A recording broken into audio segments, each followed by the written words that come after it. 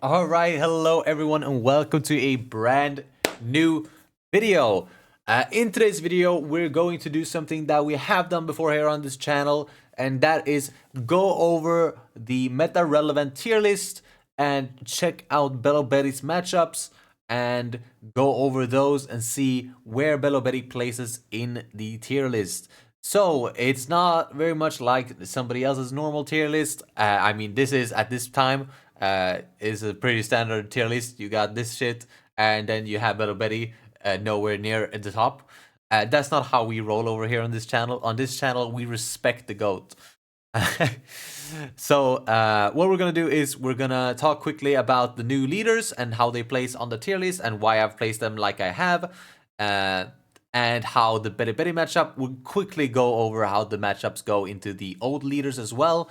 If you want a more in-depth reasoning behind how the matchup spread is, there is another video on my channel. It has like the tier list in the thumbnail, and it talks about all the. You know what? Maybe I'll link it somewhere here. We'll see if I'm too lazy or not. Otherwise, it's on the channel. Very easy to tell which video it is. I think it's 3 or 4 videos down. You'll find it. But in this video, we're gonna go more in depth on the newer ones, as in depth as we can, considering we haven't actually had this meta, right? And it just recently got onto the sim. So if you want to, you can see this kind of as a speculative tier list.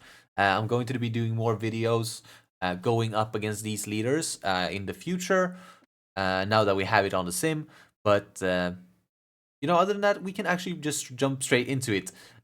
We are going to start by talking about the new leaders, and then we'll go into the matchups. So, I actually, let me pull up. I have a little bit of a note here that I went through. I checked the topping deck list in the East, and we have deck lists and stuff, topping deck list. I didn't super check on everything, so if you have some information that I don't, please do let me know in the comments. That way we can grow as a leader together, and we can make sure that we have all the information that is necessary. Usopp, I put in S tier. It seemed to have a shit ton of tops, compared to some of the other new leaders. I don't have any certain placing in here. It obviously doesn't compete with Doflamingo, I'd say, but it has like decent matchup spread, I would assume, and just generally good cards. So we put it in S tier. This is just a good leader, right? I mean, it has it has stage, which can fucking demolish, and then it has like the new 7 cost Rebecca, which is great. It literally plays another 7 cost and a 4 cost. It's literally Gecko Moria, but instead of playing from trash, you play from hand, but you get bigger bodies. So very very strong cards in this deck, and a good leader ability to boot makes this a very powerful deck. Second up, we have Captain Kid over here. His whole thing is that he basically end of turn he restands a supernova and turns it into a blocker until end of turn, right? So it's a very defensive leader. A lot of the supernova cards I've noticed like kind of heal. Like there's this new secret rare 7 cost Law that's going to heal you. They play this new 8 cost Kid as well. I forgot the effect of it, but that's a powerful card as well. So it's a very kind of stally deck, kind of like we're used to with like Yellow Enel, right, and stuff like that. And it has a lot of tops on the top on the eastern side, so I put it in S tier as well. I think this deck is going to be very powerful, but it's going to be one of those that's super expensive, so like you're not going to see it that much at locals. But the people that actually give a fuck about card games and like, have the money to spend are probably going to build this deck, and it's going to be very powerful. So I placed it in S tier. Moving down a tier, moving on to A tier, we have Smoker here. From what I've seen, Smoker is basically just a red-green good stuff deck, which makes sense. Like, the leader effect is opponent's turn, your Navy slash Punk Hazard characters gets plus 1000 power. But, like, there's like 4 Punk Hazard slash Navy cards that you play, and then you just run like all the fucking like 8 cost Kid, you run like 5 cost unblockable Luffy. There's all these cards that we've seen that you just run. But like it's a very interesting deck. Like I've seen they play a lot of blockers, which can always be a problem. But in general, I'm gonna go over this more in depth later. But as Bello Betty, we have a lot of ways to get around 8 cost Kid these days with a lot of power reduction and stuff. So smoker, shouldn't necessarily be a problem, but for other decks, very strong for sure, and it can restand 2 Dawn as well, as long as you have, I think, a 7K or stronger character on board. So that's probably why it's ended up as like a good stuff deck, because the other red green leaders we have just don't have very generic abilities. They have kind of like Law kind of needs him to bounce shit. Chopper is Drum Kingdom lock, and then Restand Luffy is kind of where good stuff has ended up, because that's the only deck that has like a somewhat not like that's still locked to Straw Hats and Supernovas, right, or whatever. But at least those are the good cards. Like Straw Hats and Supernovas are the good cards in those colors. But still seems like a decent deck. It's a good color combination, and it has a decent leader ability to boot. I put it in A tier. It had a decent amount of tops as well in the Eastern format. Moving on to Law. This Law is very interesting. I think it's Don X1. If you have characters, like if your characters on board have a cost in total, have a cost of 5 or more, you can return one of them to hand, and you get to reveal like the top card of your life. And if it's a 5 cost or less, you get to play it. I think it's a 5 cost or Supernova specifically. Uh, so it can be very explosive. I mean, like we've seen with the red green law, it's a very similar ability, right? But you take from life and play there, but you still get to bounce like searchers and stuff, so you can recur those and get a lot of hand advantage like that. So it's probably a very strong leader. So I ended up putting it in A tier. I saw a couple of them top, not too many though, but I think this is a force to be reckoned with, especially as you get to practice with it more and more. And it also has the same things that Kid has, right? It has like the 7 cost law, which heals. It plays the EBO1 Cavendish, and you also play the Restand law from Starter Deck 2, from Starter Deck 3. I think is green the first. No, green's the second color. Starter Deck 2, that restand law, so you can like Cavendish recycle. We've seen all this with red green law before, and with restand Luffy and stuff. There's a lot of combos there in green, and having that yellow side, which basically is the side they get support on this set, is very strong combination. Moving on to B tier, these motherfuckers don't really need to be in B tier. There should probably have been a lower tier. I think these decks here are just in generally better than these two. Sugar did have 1 top, and Caesar, I don't even know what that deck looked like, because it didn't have a single top. So there's really not much to go over here. At least not now. We'll go more in depth as we go over the matchups. But for now, they're just in B tier because I haven't seen any good list or anything happen like with them. I haven't seen anyone perform. So as that goes, they go in B tier. I don't think they're gonna be very competitive, not very strong. I think there are better options in case you want to play these types of decks. Like the color combination on this is nice, but it's like just play Marco. And then this same here, just play Gerpel Dofi, dude. Or if you really want the color combination, just play the fucking this Luffy. Other than that, we can jump straight into the matchups, right? Doflamingo, this matchup, since I last talked about it, has changed a decent amount.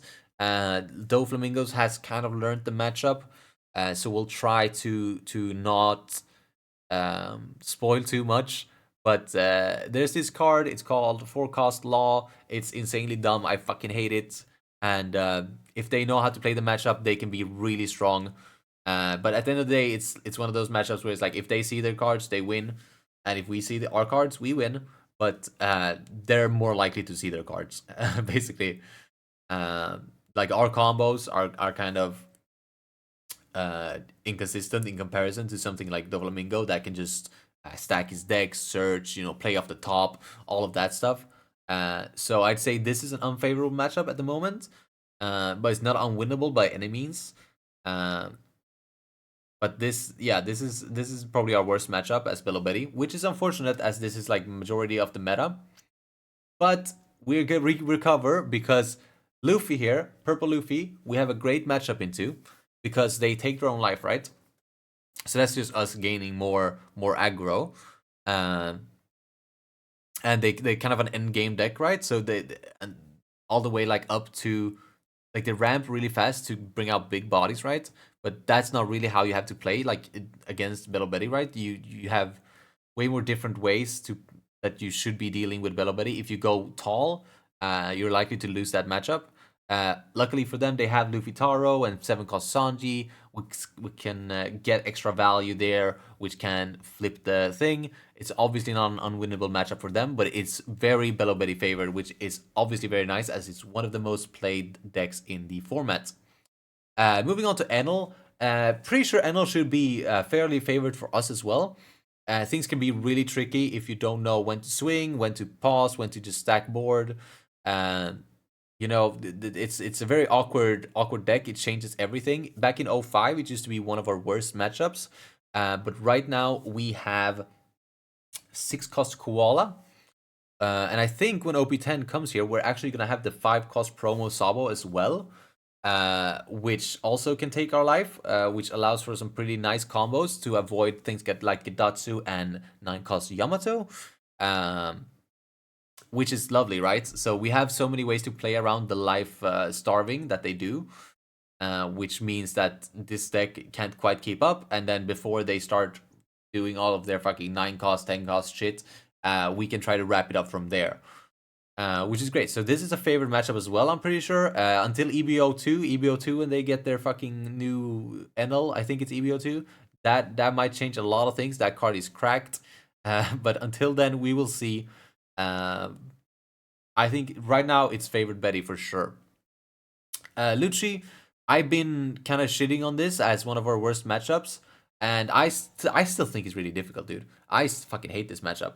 But after talking to some experts on the Belobedi deck, there are a lot of ways that we can take for this, and a lot of things that we can play around it. And apparently, the most skilled players have gotten it to a 50-50.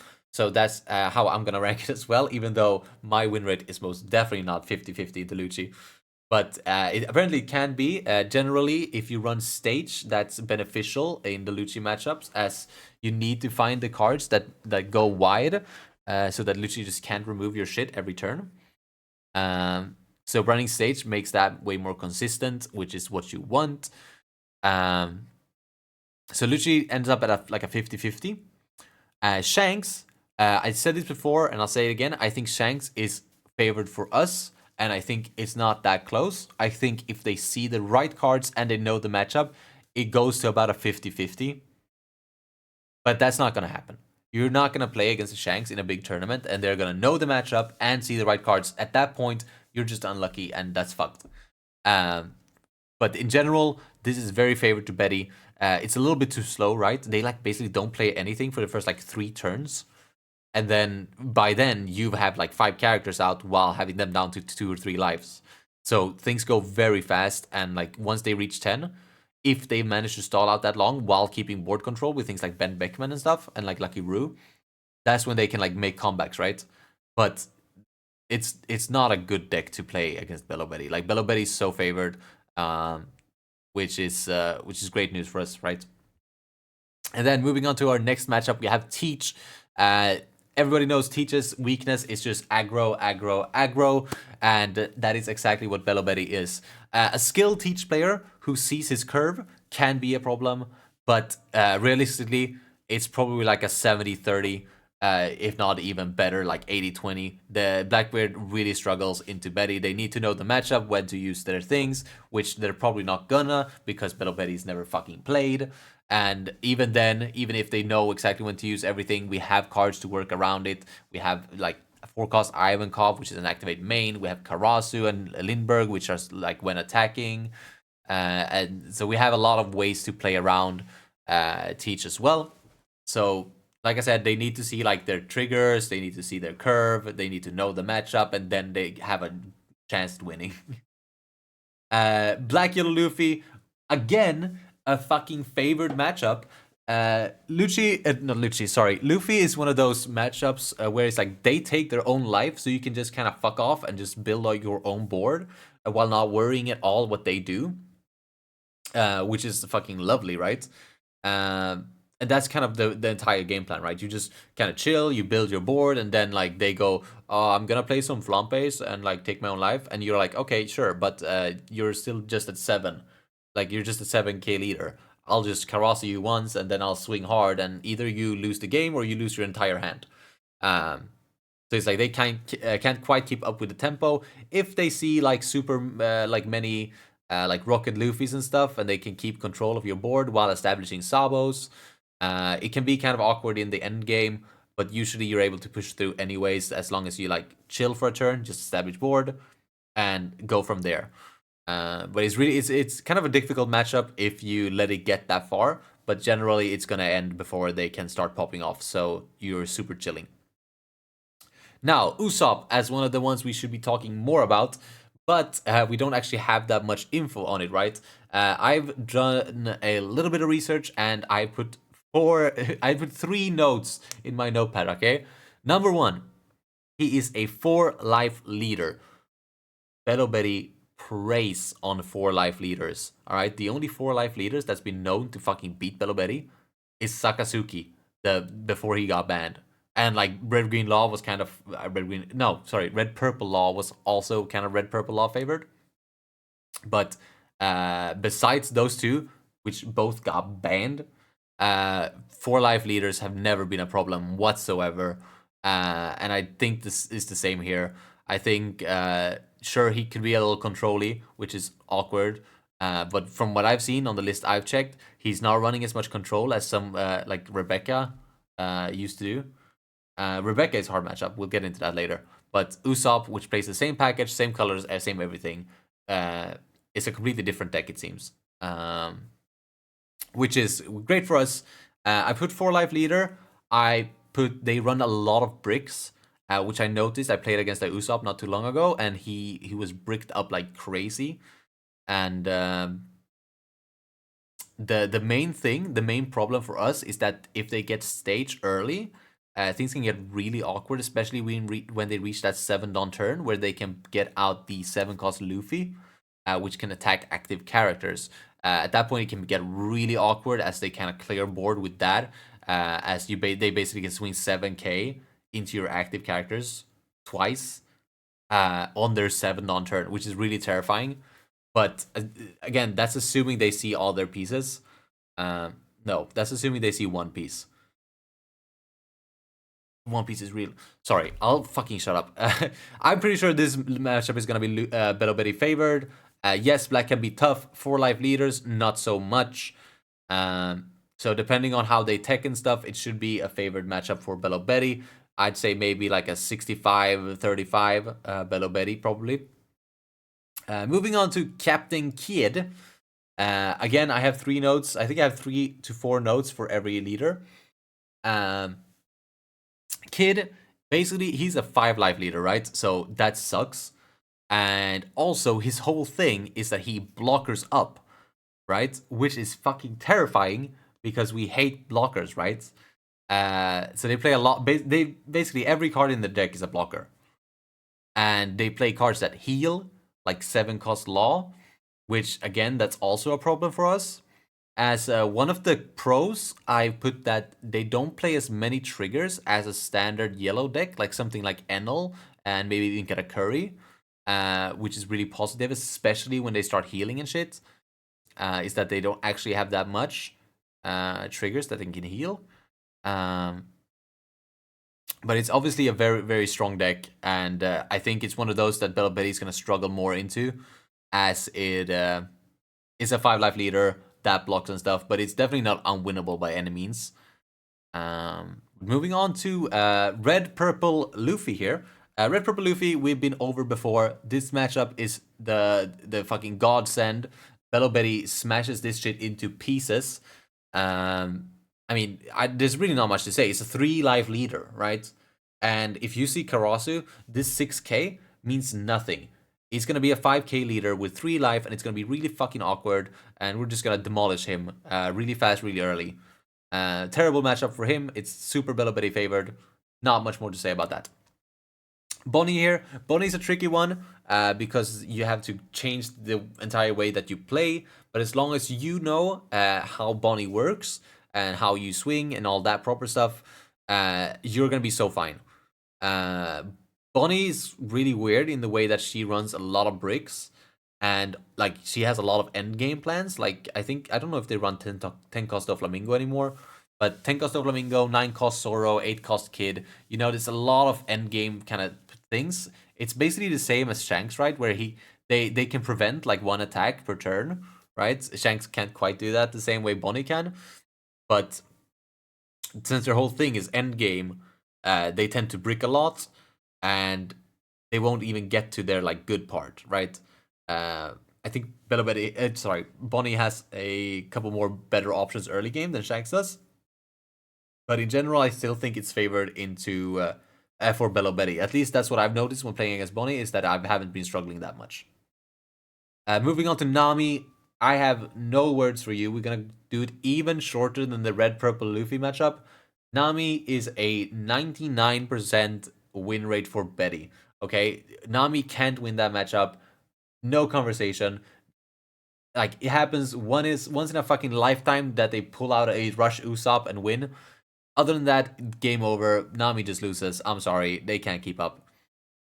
Smoker here. Smoker is literally Lucci, but worse. And since people have figured out the Lucci matchup to be 50-50, that should mean that Smoker is actually favored for us, which is great.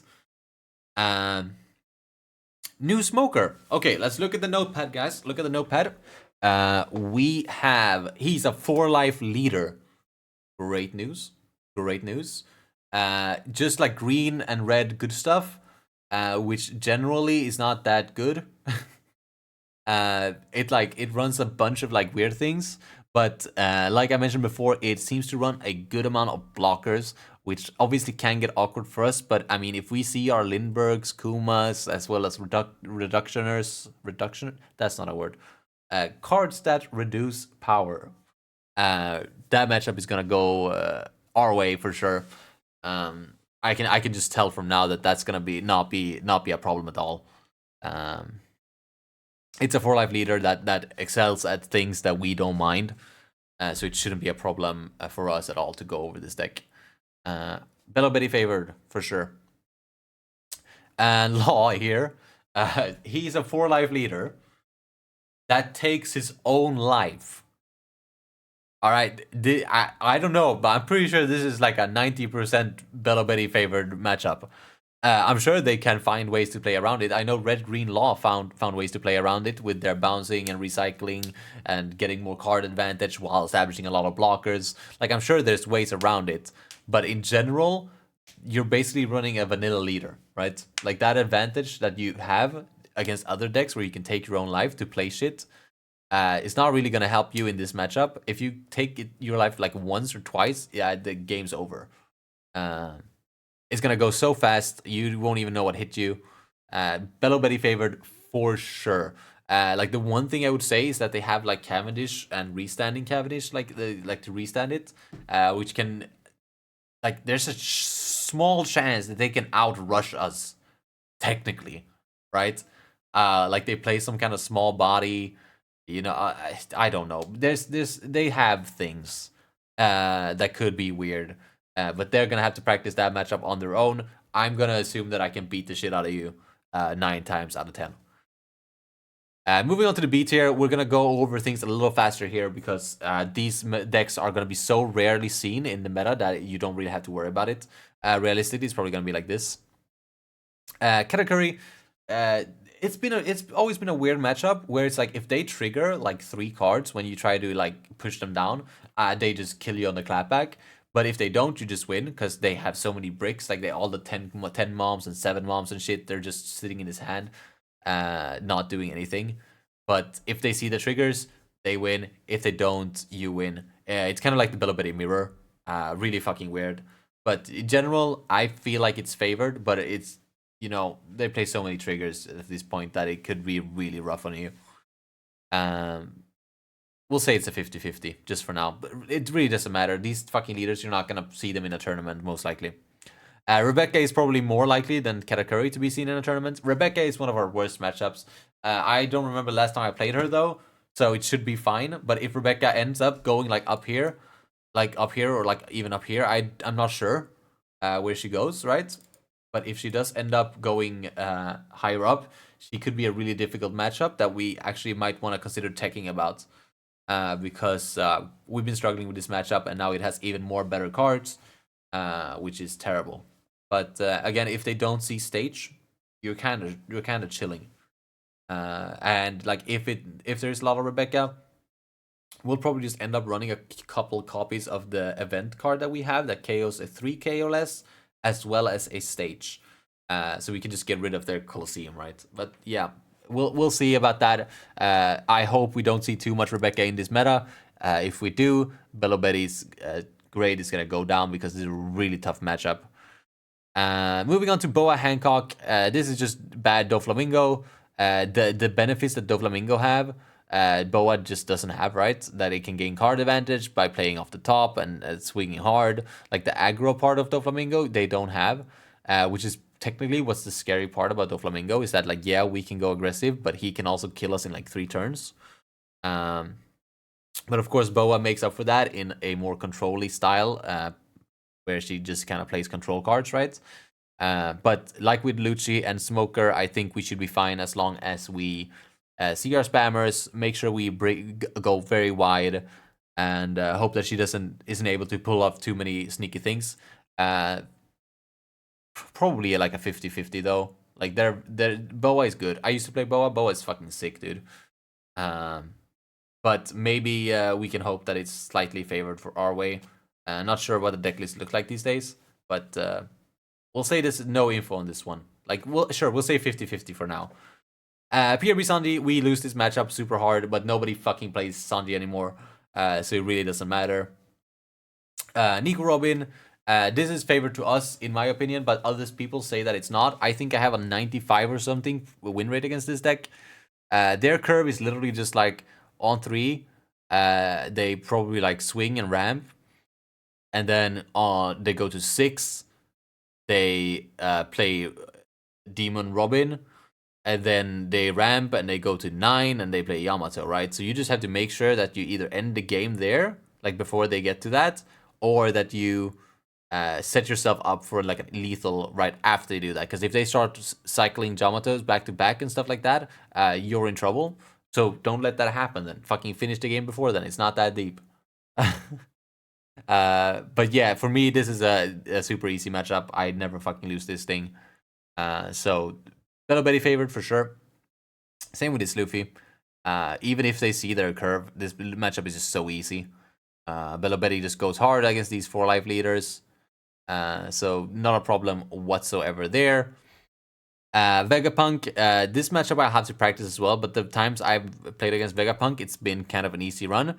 But I think it can be difficult if they see enough for like a removal while being able to heal. The problem with Vegapunk, right, is that they don't really do things until they reach like 6 Dawn, because that's the point where they can start playing their 5 costs as well as heal a turn, right?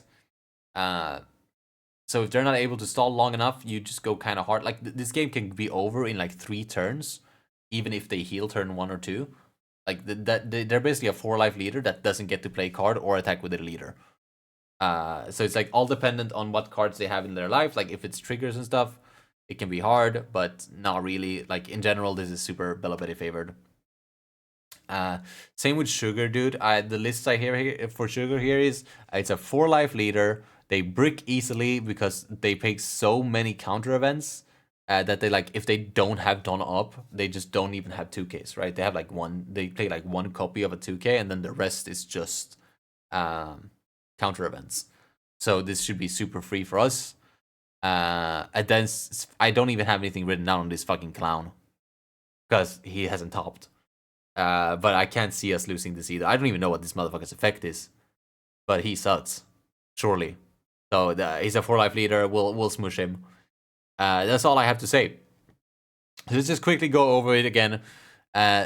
Favorite Dofi, favorite Betty, 50-50, favorite Betty, favorite Betty, favorite Betty, favorite Betty, favorite kid, favorite Betty, favorite Betty, favorite Betty, favorite Betty, favorite Betty, favorite Betty, favorite Betty, favorite Rebecca, 50-50, favorite Sanji, favorite Betty, favorite Betty, favorite Betty, favorite Betty, favorite Betty. Okay? Do you guys hear that? That's 1, 2, 3, 4 out of all of these decks that we have a bad matchup into. 4 out of 24 decks in the current fucking meta we have a bad matchup into, and the rest are golden. Unless it's like a 50-50, but that's like 2 decks. We're so good in this meta still.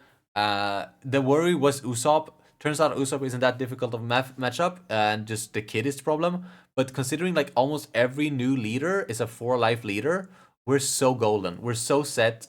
Rebecca is a little bit scary, of course, if she does see more play. But in general, pretty sure we're here. Pretty sure we're here. Like, better here, better here, better here, better here, better here. Probably like here, honestly. And then these should probably be moved around. Yeah, maybe like this. Maybe it's like this-ish. It's probably like around here somewhere, I'd say. So the conclusion of the video, Bello Betty is still goated. Yeah. I mean, that's all I gotta say. I went over the matchups. We talked about all of it. Turns out Beto Betty still has an amazing matchup spread. We'll have to see. This is very early. This is early, basically speculation. We don't know the decks. There have to be, like new decks will still have to be, what's it called? Optimized. And then we can see what the matchups are actually going to be like and see if it actually changes anything. And if these leaders even see enough play to change the meta in any way whatsoever. It's all going to come down to how the meta shapes. But this is the speculative thing. I'll get a video up soon where I'll be playing as all the new leaders and actually playing them so that we can see how good and how bad the matchups feel. And I think that's all. Don't forget to like, subscribe, comment if you disagree with me because I'm a fucking idiot. Or comment if you agree with me because I'm a fucking idiot. Other than that, thank you so much for watching. My socials are down below. And thank you for coming. Peace out.